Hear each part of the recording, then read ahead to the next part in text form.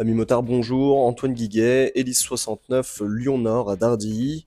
Je vous présente aujourd'hui une petite vidéo pour pouvoir faire le tour de l'écran TFT. Alors aujourd'hui on est sur un modèle R1300 GS Adventure. On va vraiment regarder la partie écran TFT en elle-même, on va pas vraiment se focaliser sur les différences qu'on aurait entre certains modèles. C'est vraiment pour pouvoir déjà vous guider un petit peu suite à la livraison de votre machine et voir un petit peu la prise en main de cet écran.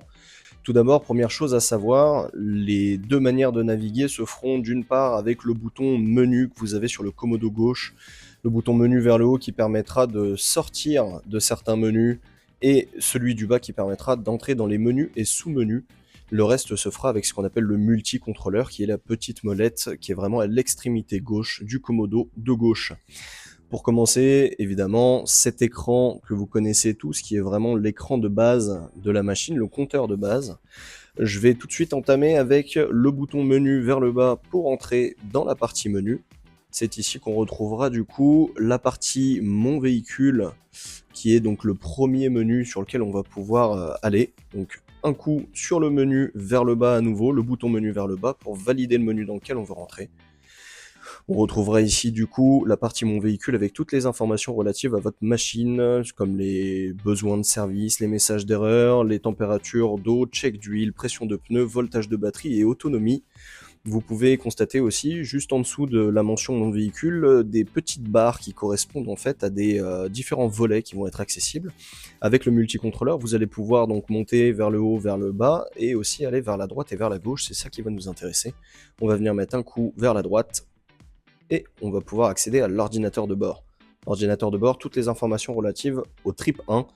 Là, vous voyez juste en dessous une petite flèche jaune qui va vers le bas, qui nous permet du coup, avec le bouton menu vers le bas du commodo gauche, d'aller dans le sous-menu, qui nous permettra de faire de la remise à zéro totale ou individuelle.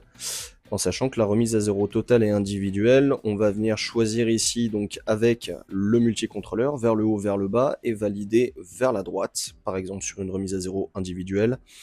Choisir ce qu'on veut remettre à zéro, admettons la consommation parce qu'on vient de faire le plein, et un coup ensuite vers la gauche pour revenir en arrière. Donc là, dans ce cas-là, nous sommes sur un véhicule neuf qui va bientôt être livré, on va faire une remise à zéro totale. On continue à nouveau vers la droite pour l'ordinateur de voyage, dans lequel on va retrouver du coup toutes les informations relatives au trip 2. À nouveau, on va pouvoir faire un coup menu vers le bas pour accéder au sous-menu. On retrouvera à nouveau une remise à zéro totale, ainsi que la possibilité de cocher et décocher la remise à zéro automatique, qui est une remise à zéro journalière qui se fera à partir du moment où vous passez minuit. Ce qui est bien pratique pour savoir ce qu'on a fait pendant notre journée de roulage et pas la veille. Je reviens un coup vers la gauche avec le multicontrôleur pour revenir en arrière. Je continue un coup à droite, pression de gonflage de pneus. Là, ça va nous permettre d'avoir les spécificités usines qui sont directement annoncées ici, ainsi que la pression réelle en haut, et le delta entre la pression réelle et la pression demandée qui aura donc entre les deux. À savoir que, évidemment, ça varie entre chaque modèle et la pression réelle s'affiche à partir du moment où vous avez roulé à peu près 10-15 mètres grand maximum. Je continue un coup à droite, on va retrouver le service à échéance, là où on va retrouver en fait tous les besoins d'entretien, le kilométrage restant, donc le décompte, ainsi que la date de votre révision annuelle.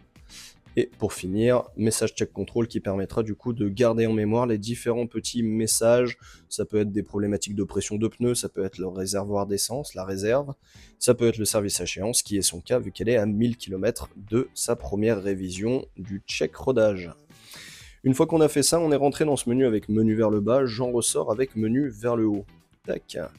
On continue vers la droite, on va retrouver sur certains modèles un affichage de sport, comme celui-ci, menu vers le bas pour rentrer, avec quelques informations, quelques datas sur la moto, comme le niveau de compensation de puissance du Dynamic Traction Control, l'anti-patinage, ainsi que l'efficacité de freinage à droite, le contour bien évidemment avec une partie graduée qui dépend de la chauffe du moteur, et le capteur d'angle en direct au centre et les angles max enregistrés à gauche et à droite.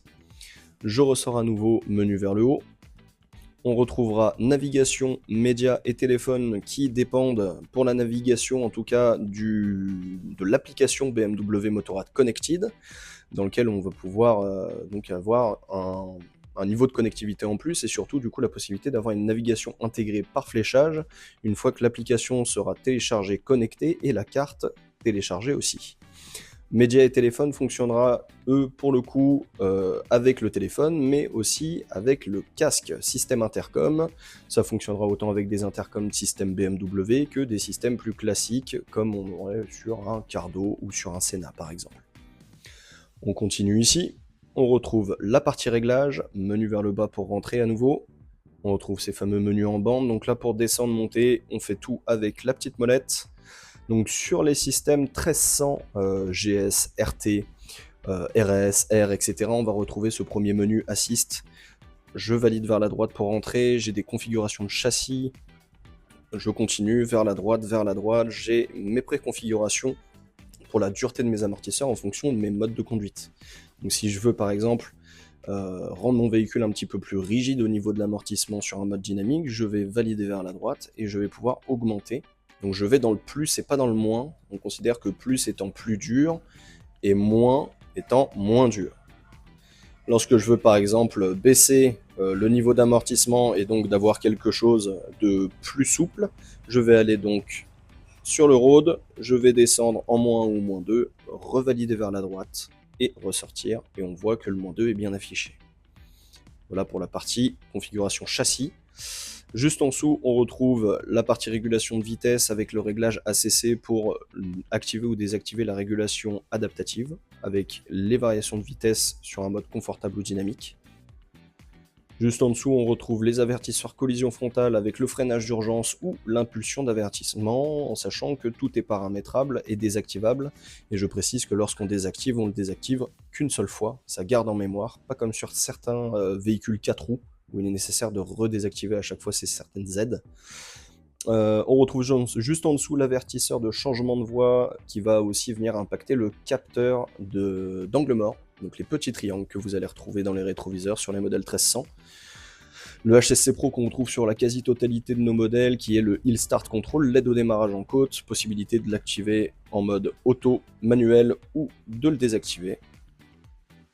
Sur la partie assist, on est bon. On retrouve juste en dessous la partie réglage du véhicule, avec les sélections de modes de conduite, avec toujours 4 modes en simultané. On retrouve là pour ce modèle-ci, en l'occurrence, un mode Eco, Rain, Road, Dynamique. Dynamique Pro qui est un mode configurable, Enduro et Enduro Pro sur les modèles GS. Comme je vous ai dit, c'est toujours 4 modes en simultané, donc si je veux par exemple activer le mode dynamique, il faudra que je retire un des autres modes, admettons le mode enduro, et on voit que le reste est du coup activable, sachant que vous pouvez donc aller sur des modes pro et configurer la puissance moteur, le niveau d'anti-patinage et le niveau d'ABS. On continue, l'alarme anti-vol qu'on peut activer, désactiver ici, ou venir directement régler avec la clé de la moto, donc avec les deux petits boutons, la flèche et le bouton BMW. Tac. Juste en dessous, on retrouve un endroit où on peut venir cocher ou décocher le verrouillage quand allumé. Alors, l'explication de ce petit menu, c'est pour tout ce qui va être bagagerie avec la centralisation. Ça va vous permettre, lorsque ce petit paramètre est activé, d'avoir la bagagerie qui se ferme automatiquement avec la centralisation lorsque vous coupez le contact et qui va se rouvrir lorsque vous allumez le contact. Juste en dessous, RDC pour les capteurs de pression de pneus et les alertes de pression cible, si on fait par exemple de l'enduro et qu'on sous-gonfle les pneus. En dessous, l'éclairage, avec feu de jour automatique qui se gère par rapport à la luminosité ambiante, ainsi que les feux supplémentaires, donc les feux additionnels, et les clignotants confort qui se désactivent automatiquement dès qu'il y a un changement de rapport, de vitesse ou un certain temps passé. Juste en dessous, pas sur tous les véhicules, mais la plupart maintenant, le Shift Light aussi, qu'on retrouve. Le Shift Light, c'est ça, ce fameux petit indicateur qui vous permet en fait de régler en fonction du régime de départ, de régler le moment où ça va venir clignoter pour vous informer à quel régime vous êtes et du coup vous donner l'information du passage de vitesse par exemple.